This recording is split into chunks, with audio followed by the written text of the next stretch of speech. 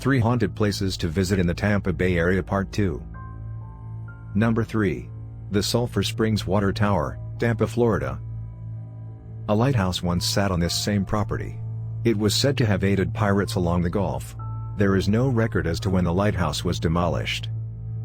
In 1927 the water tower was built by Grover Poole at the request of a local developer, Josiah Richardson. It stands 214 feet tall with 8-inch thick walls and is built directly over an artisan well. Per Richardson's request, Poole built the water tower so that adequate water pressure could be provided to the nearby shopping centers and attractions.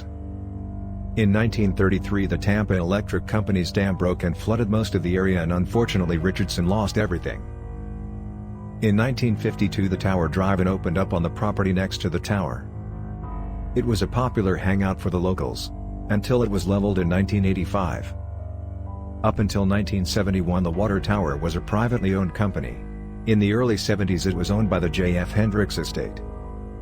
In 1971 the city of Tampa forced the Hendricks estate to cease all pumping, so that the city's water utility company could start regulating all water usage by its citizens. In 2005 the city of Tampa took ownership of the property. Nighttime illumination lights were installed and the property was transformed into what is now called the River Tower Park. Several locals believe the Sulphur Springs Tower is still haunted by those who ended their lives there during the Great Depression. Eerie lights have been seen at night as cars drive by. A figure of a woman has been spotted at the top of the tower. There have also been reports of pirate sightings on the grounds. Some believe they might still be looking for their lost booty. Number 2. Oaklawn Cemetery, downtown Tampa, Florida. It is the first public rural cemetery in Tampa. It was deeded in the mid-19th century and is the final resting place for whites and blacks, rich and poor. There are approximately 1,700 graves. The first City of Tampa mayor, Judge Joseph Lancaster, is buried there among other prominent locals. There's also a monument dedicated to the victims of the yellow fever epidemics. In 1882, an angry mob hung a man named Charles Owen after he allegedly broke into a wealthy family's home and attempted to rape a young woman. It is said that the shadow of a man hanging from a noose occasionally appears near Owen's grave at dusk. As they walk the grounds, many have felt uneasy, as if someone's watching them. Others have reported darting shadows and have photographed full-body apparitions. Number 1. The Tampa Theater, downtown Tampa. Built in 1926, it was one of the most elaborate movie palaces in Tampa.